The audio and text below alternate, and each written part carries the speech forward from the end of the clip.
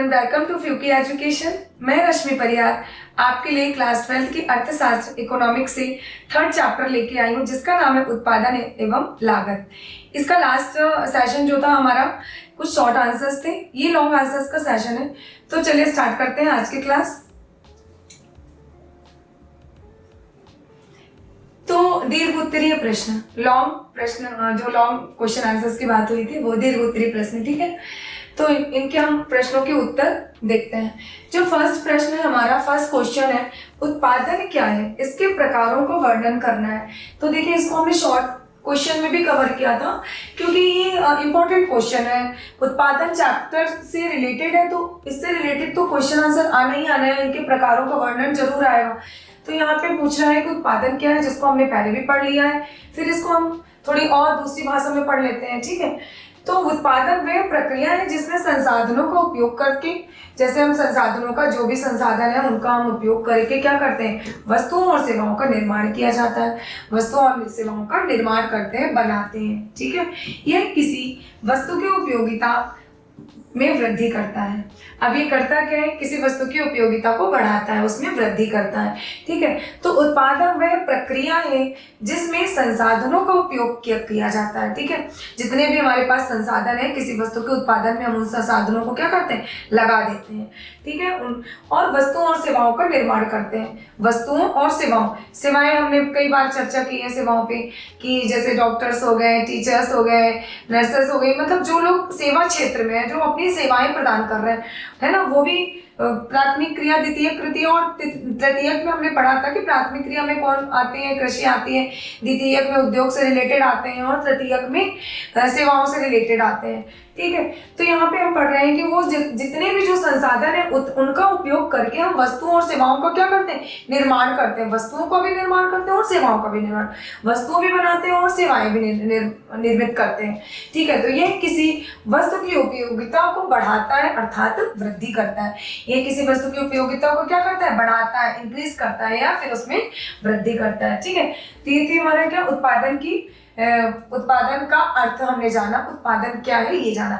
अब हम देखते हैं कि उत्पादन के प्रकार क्या है, ठीक है। उसी क्वेश्चन में है, क्योंकि दीर्घ उत्तरीय प्रश्न उत्तर है ये, ठीक है। तो आपने दीर्घ उत्तरीय में देखिए अक्सर ऐसे ही होता है कि भाई एक क्वेश्चन में वो दो क्वेश्चन इंक्लूड कर देता है ना, दो क्वेश्चन को मिक्स करके पूछ लेता है।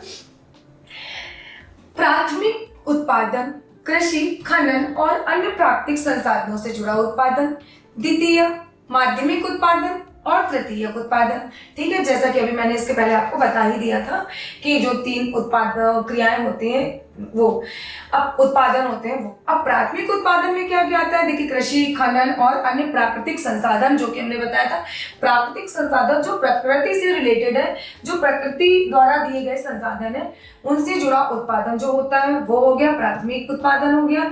माध्यमिक में हमारा क्या होता है, प्राथमिक मतलब पहला, माध्यमिक मतलब बीच का, ठीक है। अब इनको सरल भाषा में समझिए तो माध्यमिक उत्पादन कच्चे माल को तैयार माल में बदलने की प्रक्रिया। अब कच्चा माल है, उसको हम तैयार कैसे करें, कच्चे माल को हम कैसे बनाएं, ठीक है। भाई कोई भी माल क्या रहता है, पहले कच्चा ही रहता है, उसकी पूरी प्रक्रिया होती है, चाहे पेपर हो, चाहे बुक्स हो आपकी, चाहे पेन हो, कुछ भी, तो पहले वो कच्चे रूप में रहता है, उसको कई प्रोसेस के दौरान उसको तैयार करके रेडी किया जाता है, ठीक है। फिर जब वो हमारे तक बन के आता है तो वो अंतिम वस्तु हो जाती है, क्योंकि हम उसका उपभोग कर लेते हैं। जैसे कि हम इस पेन को बनाने में भी बहुत सी प्रक्रियाएं लगी होंगी, अब मैं इसका उपभोग कर रही थी अंतिम, क्योंकि बन चुकी है। इसको जैसे जिस प्रकार से खाना आप बनाते हैं अपने घर से, उदाहरण लीजिए कि आपने खाना वाना बनाया, सब कुछ तैयार हो गया, जब मैंने उसको खा लिया तो अंतिम वस्तु हो गई, क्योंकि अब वो हमने उसका उपभोग कर लिया है। इसी प्रकार से कच्चा रहता है, तो क्या रहता है कि कच्चे माल को तैयार किया जाता है, और उसके जो बदलने की प्रक्रिया होती है, कच्चे माल को चेंज करने की, जैसे कारखानों में उत्पादन है ना, कारखानों में इस वस्तु को तैयार किया जाता है, कारखानों में उनको बदला जाता है, कच्चे माल को कारखानों में ही तैयार किया जाता है, उनका निर्माण किया जाता है, उनको बदला जाता है, उनको नया रूप दिया जाता है। कपड़े हो, कोई वस्तु हो, कोई खाद्यान्न से रिलेटेड चीजें हो, सब चीजों का, तो कहाँ पे, माध्यमिक चीजों में आ गया, माध्यमिक उत्पादन में। अब तृतीयक उत्पादन क्या होता है, सेवाओं का उत्पादन, जैसे परिवहन, शिक्षा और स्वास्थ्य सेवाएं, है ना, परिवहन से रिलेटेड है, जैसे वाहनों से रिलेटेड परिवहन है, है ना, जो आपको बस है, ट्रेन है, ये जो सेवाएं दी जा रही है वो परिवहन से रिलेटेड है। शिक्षा में मैंने आपको बता ही दिया, टीचर्स हो गए आपके, और स्वास्थ्य में हो गए, डॉक्टर्स हो गए, नर्सेज हो गई। ठीक है, तो तृतीयक उत्पादन में हमारे सेवाओं का उत्पादन जैसे परिवहन, शिक्षा और स्वास्थ्य सेवाएं आती है। तो पहला हो गया हमारे प्राथमिक क्रिया, पहली, द्वितीयक और तृतीयक, या पहला, माध्यमिक और तृतीयक, कुछ भी आप कह सकते हैं। ठीक है, तो पहला हमारा कृषि से रिलेटेड है, इतना दिमाग में रखना है, प्रकृति से रिलेटेड है। सेकंड हमारा कच्चे माल को तैयार माल में बदलने से रिलेटेड है, कि भाई हमारे पास कच्चा माल आया है, उसको हम कारखाने में लाके कैसे उसको बनाएंगे, कैसे बदलेंगे। कपड़ा आया, उसको कैसे बनाएंगे, भाई कपास आया, फिर उसको कपास को भी सेट किया गया, फिर मशीन में तैयार किया गया, उसके धागे बनाए गए, फिर उससे प्रोसेस करते करते उसको फिर लास्ट में जब वो शर्ट बन के तैयार जाती है तब उसका फाइनल वो अंतिम वस्तु बन गई, और फिर उपभोक्ता उसको खरीदेगा और उपभोग करेगा। ठीक है, इसी प्रकार तृतीयक में सेवाओं का उत्पादन होता है। सेवाओं का उत्पादन कैसे होता है? परिवहन, जो बसेस वगैरह चलती हैं, जो हमें सुविधाएं दे रही हैं, जो बस है, ट्रेन है, तो ये हमें क्या करते हैं? सेवाएं दे रहे हैं, ये हमें सेवा दे रहे हैं, आवागमन की सुविधा दे रहे हैं, एक जगह से दूसरी जगह जाने का। शिक्षा का हमें टीचर्स हमें पढ़ाते हैं, वो हमें सेवाएं दे रहे हैं। ठीक है, डॉक्टर्स हमें देखते हैं, वो हमारा उपचार करते हैं, वो हमारा ट्रीटमेंट करते हैं, वो हमें सेवाएं दे रहे हैं। तो ये सब क्या किस में आते हैं? तृतीयक उत्पादन में आते हैं। प्राथमिक कृषि और माध्यमिक में ये कच्चे माल को तैयार करना, और तृतीयक में आते हैं सेवाओं से रिलेटेड। तो आपको ये मेन चीजें याद रखनी है, जिससे कि आप फिर इसको वर्णन अच्छे से कर पाएंगे। आप इसको और बड़े रूप में भी वर्णन कर सकते हैं इसको। ठीक है, अब हमारा सेकंड क्वेश्चन है, उत्पादन फलन क्या है? इसको हमने उसमें भी देखा था कि उत्पादन फलन क्या है। तो उत्पादन फलन एक गणितीय समीकरण है, जैसा कि मैंने आपको बताया था। यह दिखाता है कि एक फर्म विभिन्न इनपुट्स जैसे श्रम, पूंजी का उपयोग करके आउटपुट कैसे उत्पन्न करती है। अब भाई उत्पादन फलन क्या है, प्रोडक्शन फंक्शन क्या है ना? तो क्या है कि उत्पादन फलन एक गणितीय समीकरण है, गणित से रिलेटेड है। आप इसका कॉलम बनाएंगे, पूरा इसको सॉल्व करेंगे कि भाई हमने इतनी इकाइयां लगाई और हमको अब जैसे हमने इतनी इकाइयां लगाई, हमको इतनी मात्रा उत्पादित करनी है, तो हमने इसमें कितनी लगाई, कितनी हमने कितने संसाधन का यूज किया, इसमें कितने संसाधनों को लगाया। जैसे जैसे हम संसाधनों को लगा रहे हैं तो वैसे हमारा उत्पादन क्या है, बढ़ रहा है ना। तो ये गणितीय समीकरण इसको इसीलिए बोला गया है कि क्योंकि इसको आप एक समीकरण, एक कॉलम में बनाकर इसको सॉल्व करेंगे गणितीय रूप में। आप मात्रा डालेंगे, उत्पादन की मात्रा डालेंगे, कितनी मात्रा है, कितने हमने श्रम लगाए, कितने संसाधन लगाए, है ना, कितनी हमें आउटपुट मिला, कितना हमें उससे मुनाफा मिला, लाभ मिला। ठीक है, तो एक गणितीय समीकरण जो ये दिखाता है कि एक फर्म, ठीक, एक फर्म और एक फर्म कह लीजिए, उद्योग कह लीजिए, फर्म किसी एक पर्टिकुलर किसी एक चीज के बारे में बताता है कि फर्म जो है वो किसी एक चीज के बारे में बताता है कि किसी भाई स्पेशली इस चीज का उत्पादन हो रहा है वहां पे, है ना, वो फर्म इस चीज का उत्पादन करे, किसी एक चीज पे उसका फोकस रहता है। तो इनपुट कैसे लगा रहा है? इनपुट मतलब कि इनपुट लगाया, उसे आउटपुट क्या मिला। इनपुट उसने लगाया कि भाई अपने जितने भी संसाधन है उनको, जैसे इनपुट में आपको दे दिया उदाहरण में श्रम और पूंजी, श्रम और पूंजी, भाई उसने श्रम को भी लगाया और पूंजी में नई नई मशीनों को लगाया, पूंजी लगाई, तो उसका उपयोग करके आउटपुट कैसे उत्पन्न करते हैं। हम इनपुट अपना लगा दिए, जैसे श्रम और पूंजी हमने लगा दिया, अब हमें उससे उस इनका उपयोग करके हमें कितना आउटपुट प्राप्त होता है, कितना आउटपुट मिलता है, कितना हमें लाभ मिलता है। ठीक है, क्योंकि सबका उद्देश्य एक ही है कि लाभ कमाना। ठीक है, कोई भी उत्पादक किसी चीज का उत्पादन करता है वो इसी मकसद से करता है कि उससे अधिकतम लाभ की प्राप्ति हो, उससे अधिक लाभ मिले।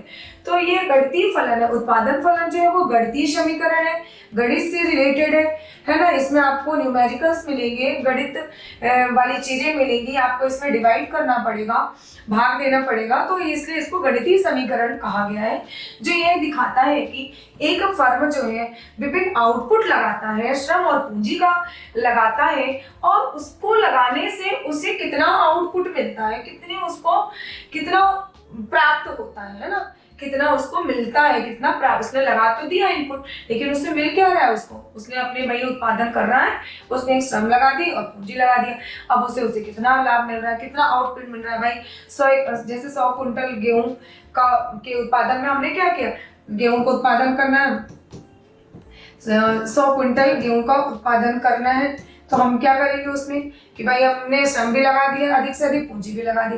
अब हम ये देखते हैं कि 100 क्विंटल गेहूं के उत्पादन हमने इतने इनपुट लगाए, तो हमें उससे कितना, जैसे हमको 100 क्विंटल का हम सोच रहे हैं कि गेहूं का उत्पादन हमें इतना मिले, तो हमने उसमें इतना लगा। अब हम देखें कि भाई हमें मिला कि नहीं मिला, इतना आउटपुट हमें 100 क्विंटल मिला कि नहीं मिला। ठीक है, इस प्रकार से जो हमने लगाया है, जिन संसाधनों को हमने लगाया है, जो इनपुट हमने डाले हैं, उससे हमें आउटपुट उत्पन्न हो रहा है कि नहीं हो रहा है। ये नेक्स्ट क्वेश्चन है हमारा उत्पादन, सॉरी नेक्स्ट क्वेश्चन है, सेकंड क्वेश्चन का ये। अभी हमने उत्पादन फलन जाना, उत्पादन फलन है क्या, तो आपने जाना कि गणितीय समीकरण है ये। ठीक है, अब वो चीज आपको यहाँ पे देखने के लिए मिलेगी कि गणितीय फलन कैसे है। देखिए उत्पादन फलन का सूत्र यही है ना, Q बराबर एफ एल के, Q बराबर एफ एल है ना के, फिर Q बराबर एफ एल के। ठीक है, यहाँ पे लाइन की बात हो रही है, यहाँ पे क्वांटिटी की बात हो रही है, यहाँ पे मात्रा की बात हो रही है ना। जहाँ Q क्या है, देखिए उत्पादन की मात्रा है, यहाँ पे आपको डिफाइन किया गया है कि Q क्या है। अब Q से आप समझेंगे कि क्या है, तो भाई यहाँ पे इसको उत्पादन की मात्रा के रूप में दर्शाया जाता है। उत्पादन की मात्रा को आप किससे दर्शाएंगे, Q से दर्शाएंगे। ठीक है, और श्रम को किससे दर्शाएंगे, L से दर्शाएंगे। पूंजी को आप K से दर्शाएंगे। और F इनपुट के बीच संबंध जो है, इनके जो बीच संबंध है, ये जो F आप देख रहे हैं यहाँ पे, तो ये इनपुट के बीच संबंध जो है वो F से दर्शाया जाएगा। ठीक है, तो इस तरह से आपका सूत्र बनेगा, वेरी इंपॉर्टेंट है और इसको आपको एकदम रट के रखना है, याद करके रखना है। उत्पादन फलन बिल्कुल आता है, हो सकता है इसको एमसीक्यूज में पूछ ले, हो सकता है इसको शॉर्ट में पूछ ले, वेरी शॉर्ट में पूछ ले, या फिर लॉन्ग में पूछ ले। ठीक है, तो आपको उत्पादन फलन का सूत्र याद रखना है, किस किस चीज के द्वारा क्या बताया जाए। जैसे उत्पादन की मात्रा को Q से डिफाइन किया गया, श्रम को L से और पूंजी को K से। तो ये चीज आपको बिल्कुल एकदम, इसका ये कॉन्सेप्ट एकदम आपको ध्यान में रखना है। ठीक है, तो ये है उत्पादन फलन का सूत्र, जो कि आपको एकदम याद करके रखना है और वेरी इंपॉर्टेंट क्वेश्चन है ये। अब है इनके लक्षण। ठीक है, अभी हमने देखा उत्पादन, देखिए अभी मैं प्रीवियस में जाके आपको दिखा रही हूँ कि उत्पादन फलन, ठीक, उत्पादन फलन की हमने क्या है ये देखा हमने कि क्या हमने इनपुट लगाया, क्या हमें आउटपुट मिला। फिर हमने देखा कि उत्पादन फलन का सूत्र क्या है, फॉर्मूला क्या है, किस प्रकार हम इसको सॉल्व करेंगे। इसके बाद है हमारा लक्षण क्या है इसके। ठीक है, तो यह समयावधि के अनुसार बदल सकता है, इसके लक्षण बताया जा रहा है कि उत्पादन फलन कैसे बदलता है, क्या होता है। समयावधि, एक समय के अनुसार ये क्या होता है, बदल जाता है। यह सीमित संसाधनों का उपयोग करता है। कैसे संसाधनों का, सीमित, सीमित मतलब कम, एक लिमिट तक। ठीक है, यह उत्पादन की अधिकतम सीमा को दर्शाता है। यह उत्पादन की अधिक, जब आप सॉल्व करेंगे समझ में आएगा कि यह उत्पादन की अधिकतम सीमा को दर्शाता है। जैसे हम यहाँ पे मान लीजिए यह समयावधि के अनुसार बदल जाती है, भाई ये समय के अनुसार क्या होता है, बदलता जाता है उत्पादन फलन, है ना। भाई आज इतना इतना हमने श्रम लगाया, इतना आउटपुट लगाया, इनपुट लगाया तो हमें इतना आउटपुट मिला। हम कम लगाएंगे तो कम मिलेगा, हम संसाधन ज्यादा नहीं लगा पाए तो हमारा उत्पादन ज्यादा नहीं हुआ। तो इस प्रकार ये क्या होता है, बदलता रहता है, बदल सकता है समय अवधि के अनुसार। ठीक है, समय के अनुसार। ये सीमित संसाधन, ये इसके संसाधन जो होते हैं सीमित संसाधनों का ही उपयोग करता है। ठीक है, इनमें संसाधन बहुत कम उपयोग होते हैं। ठीक है, सीमित से मतलब यहाँ पे है, यहाँ पे कम संसाधनों का उपयोग करता है। और यह उत्पादन की अधिकतम सीमा को भी दर्शाता है कि उत्पादन सबसे अधिकतम कितना हुआ, सबसे ज्यादा उत्पादन कितना हुआ है। तो ये उत्पादन की अधिकतम से अधिकतम सीमा को भी ये दर्शाता है।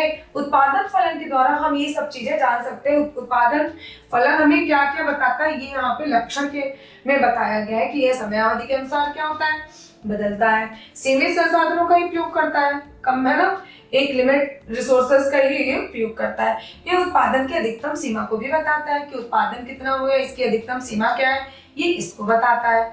ठीक है, अब हम देख देते हैं नेक्स्ट क्वेश्चन। क्वेश्चन नंबर है थर्ड, लागत, कॉस्ट के प्रकार क्या है, इनके बीच अंतर। कॉस्ट वेरी इंपॉर्टेंट, कॉस्ट, क्योंकि हम उत्पादन और लागत ही तो पढ़ रहे हैं चैप्टर में। ठीक है, नाम ही है उत्पादन और लागत। तो कॉस्ट के प्रकार क्या है, इनके बीच अंतर। उत्पादन प्रक्रिया में उपयोग होने वाले संसाधनों के लिए किए गए व्यय को लागत कहते हैं। ठीक है, अब सुनिएगा लागत क्या है, इसको आप पहले देखिए कि लागत क्या है, लागत किसे कहते हैं। तो उत्पादन प्रक्रिया में उपयोग होने वाले उत्पादन की जो प्रक्रिया होती है, जब हम किसी वस्तु का उत्पादन करते हैं तो उस प्रक्रिया में उपयोग होने वाले उस प्रक्रिया में हम जो संसाधनों को लगाते हैं, संसाधनों का जो उपयोग करते हैं, वो किए गए संसाधनों के लिए जो व्यय करते हैं, जो हमारे उपयोग, जो जैसे हमने किसी वस्तु का उत्पादन करने का विचार बनाया, हम इस चीज का उत्पादन करने जा रहे हैं, मान लीजिए हमने गेहूं का एग्जांपल लिया, तो आप वही लीजिए क्योंकि वो समझ में आ जाता है सारी चीजें। ऐसे तो आप किसी चीज का भी एग्जांपल ले सकते हैं, किसी का भी उत्पादन हो सकता है। भाई आप किसी फैक्ट्री में किसी चीज का उत्पादन कर रहे हैं, कोई गेहूं का कर रहा है, कोई सब्जी का करोगे, फ्रूट्स का कर रहा है, किसी भी चीज का, तो उसमें संसाधनों को लगाने के लिए जो आप व्यय करते हो, ठीक है, किसी भी उत्पादन को जब आप चालू करते हो, उत्पादन करना है आपको किसी वस्तु का, तो आप क्या करेंगे, उसमें पहले तो आप पैसे लगाएंगे, है ना, व्यय करेंगे तभी तो आप उत्पादन करेंगे।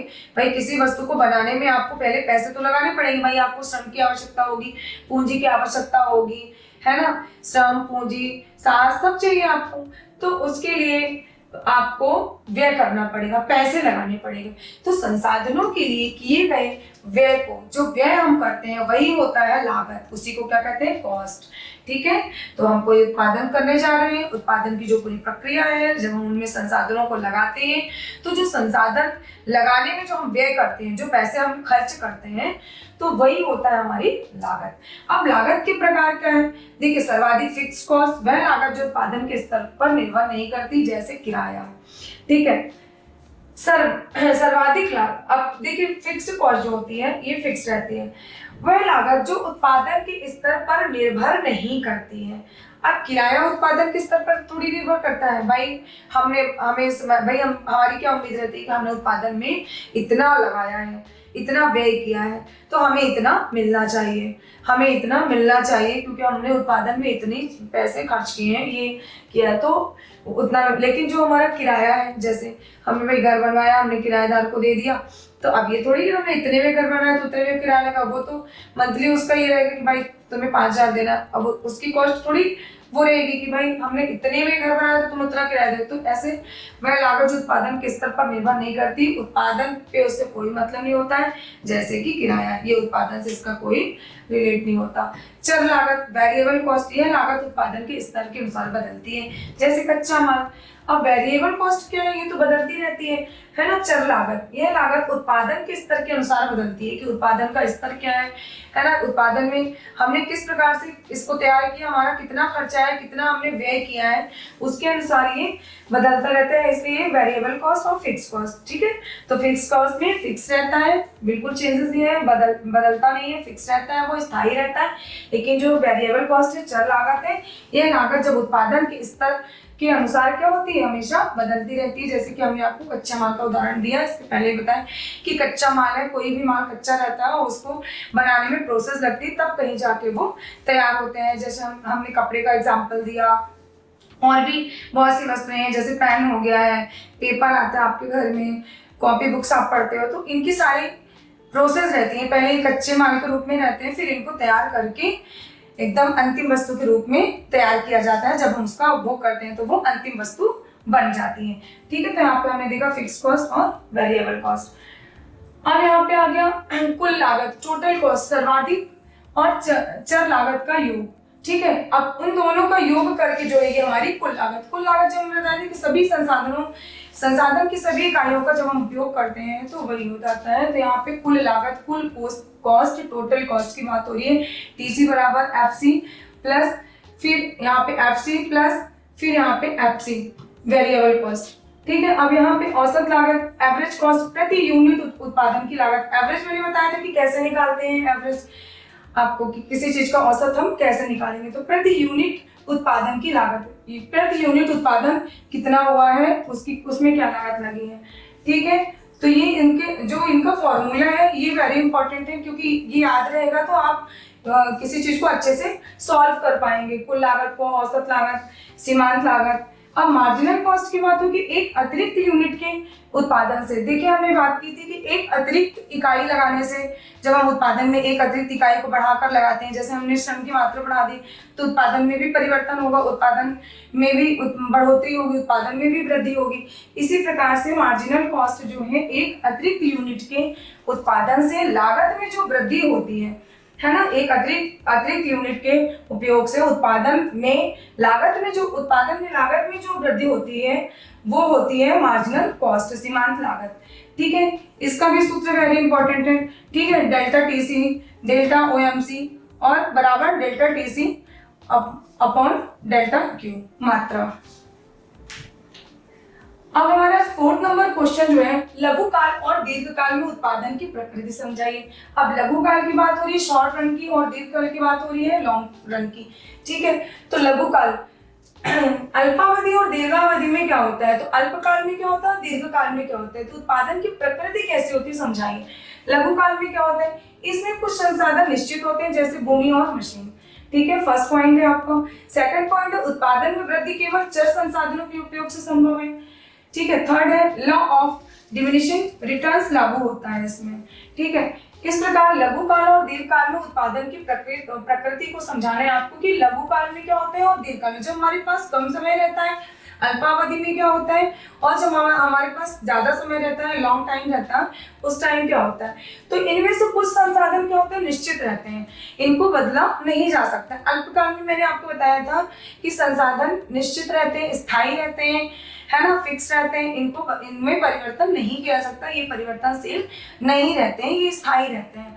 जैसे कि भूमि और मशीन, इनको नहीं बदला जा सकता, ये फिक्स रहते हैं। भूमि को भी आप बदल नहीं सकते और मशीन को भी इतनी कम अवधि में आप जल्दी नहीं बदल सकते। लेकिन यही चीज अगर लॉन्ग टाइम की बात होगी तो उसमें आप बदल सकते हैं, लेकिन अल्पावधि में नहीं बदल सकते हैं। भूमि भी नहीं बदल, भूमि को भी घटाया बढ़ाया नहीं जा सकता, जितनी भूमि है आपकी उसी पे आपको करना है। ठीक है, उत्पादन में वृद्धि केवल चर संसाधनों के उपयोग से संभव है। अब उत्पादन में जो वृद्धि होती है केवल चर संसाधनों के उपयोग से संभव है।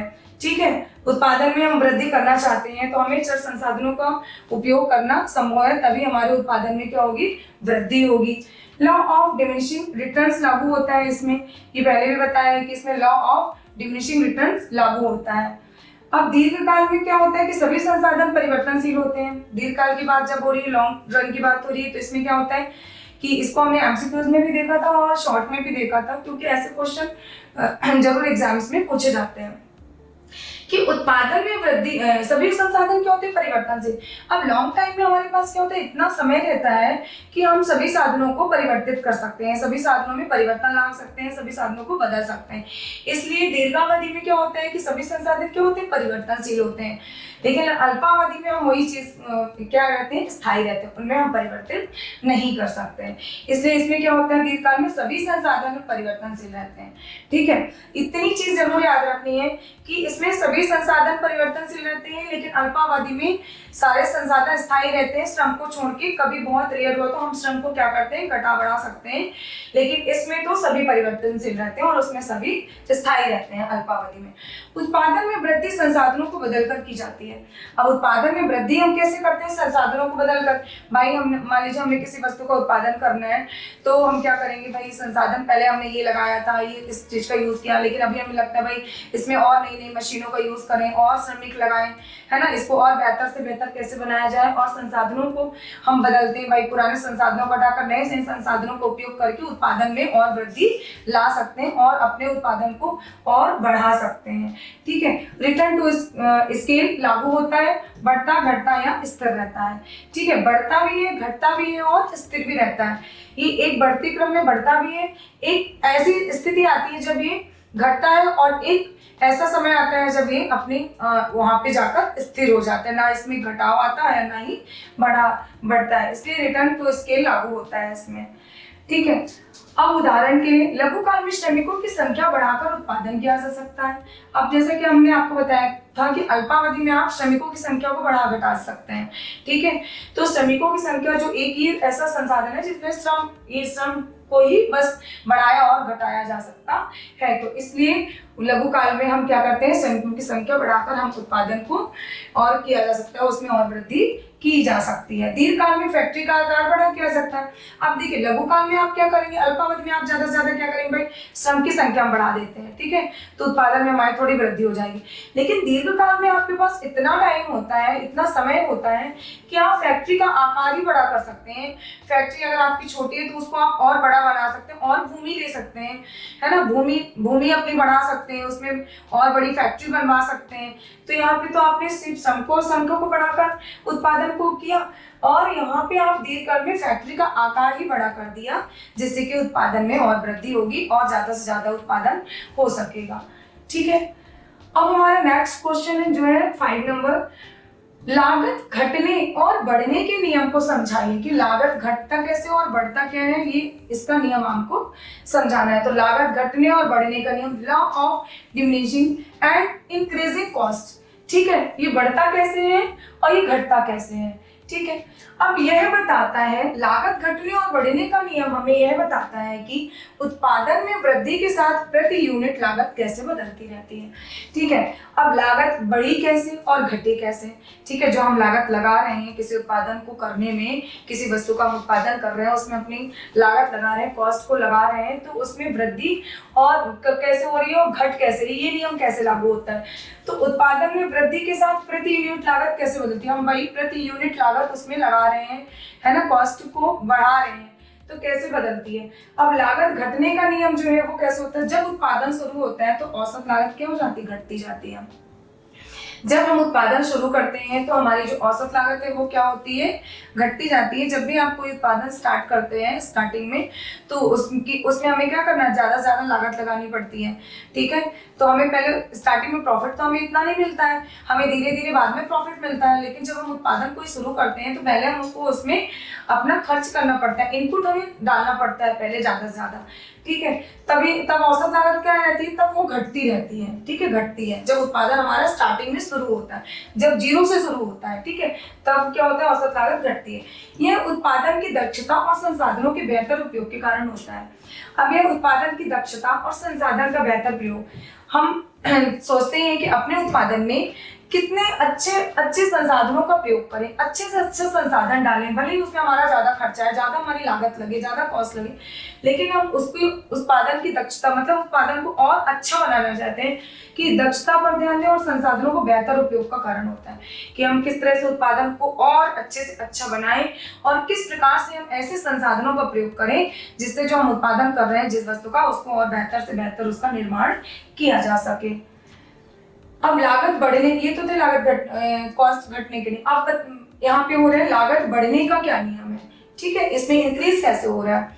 अब एक निश्चित सीमा के बाद औसत लागत क्या होती है, बढ़ने लगती है, ठीक है। एक निश्चित समय के बाद, एक समय सीमा के बाद, एक निश्चित टाइम के बाद जो है तो औसत लागत क्या होती है, बढ़ने लगती है, इंक्रीज होने लगती है। यह संसाधनों की सीमित उपलब्धता और अति उपयोग के कारण होता है, ठीक है।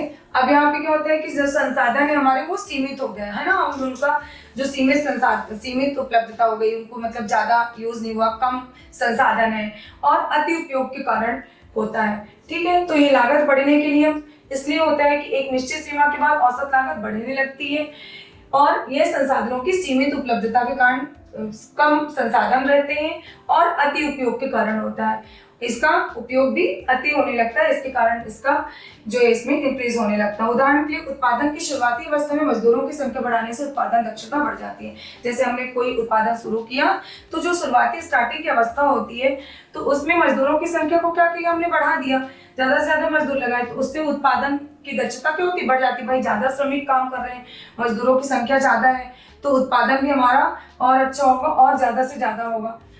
लेकिन जब सभी संसाधन पूरी तरह उपयोग में आ जाते हैं तो अतिरिक्त मजदूरों से लागत बढ़ने लगती है। अब लेकिन जब हमने सभी संसाधनों का पूरी तरह से उपयोग कर लिया, सभी संसाधन को यूज में कर लिया अपने उत्पादन में, तो जो है एक अतिरिक्त मजदूर को हमने लगाया, जो हमने एक एक्स्ट्रा श्रमिक लगाया, एक एक्स्ट्रा श्रम को लगाया, तो उससे क्या होगी, लागत हमारी बढ़ जाएगी, क्योंकि हमें एक अतिरिक्त श्रमिक को मजदूरी देनी पड़ेगी, ठीक है। पहले तो हमने क्या किया था, सभी संसाधनों को पूरी तरह से उपयोग में हम ला लिए कि जितने संसाधन थे हमने उन्हीं का उपयोग किया अपने उत्पादन में। लेकिन जब हमने एक अतिरिक्त इकाई की यहाँ पे बात हो रही है कि एक अतिरिक्त मजदूर को जो हम लगाए, जब हमने एक अतिरिक्त श्रम हम लगाने की कोशिश कर रहे हैं, एक अतिरिक्त श्रम को डाल दिया अपने उत्पादन में, तो उससे क्या हो गया, लागत बढ़ गई। उसको हमें एक श्रमिक को और हमें ज़्यादा देना पड़ेगा, व्यय करना पड़ेगा उसके ऊपर। तो कैसा लगा ये आज का हमारा वीडियो, जो थे हमारे ये 5 लॉन्ग आंसर। अगर वीडियो अच्छा लगा हो आपको तो वीडियो को लाइक करें, शेयर करें और सब्सक्राइब करें। अगर आपको इस वीडियो से रिलेटेड कोई भी डाउट है तो आप कमेंट्स बॉक्स पर जाकर पूछ सकते हैं। Okay, thank you very much.